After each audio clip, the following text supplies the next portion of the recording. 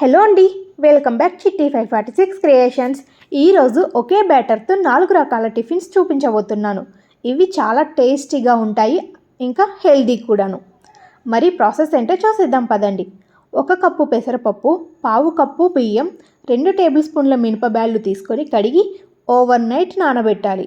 ఉదయం నానబెట్టిన పప్పును మిక్సీ జార్లో వేసుకొని అందులో కొద్దిగా అల్లం, 4 పచ్చిమిర్చి వేసి మెత్తగా మిక్సీ పట్టుకోవాలి. దీన్ని ఒక బౌల్లో వేసుకొని టేస్ట్కి తగ్గట్టు సాల్ట్ వేసి కలుపుకోవాలి.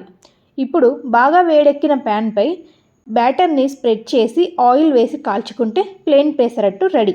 ఇప్పుడు ఆనియన్ పెసరట్టు చూద్దాం.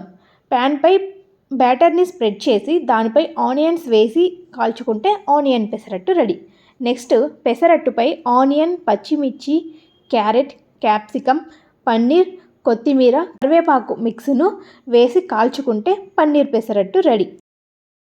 బౌల్లో నెయ్యి, కారం వేసి కలిపి పెసరట్టుపై స్ప్రెడ్ చేసి ఆనియన్స్ వేస్తే నెయ్యి కారం పెసరట్టు రెడీ.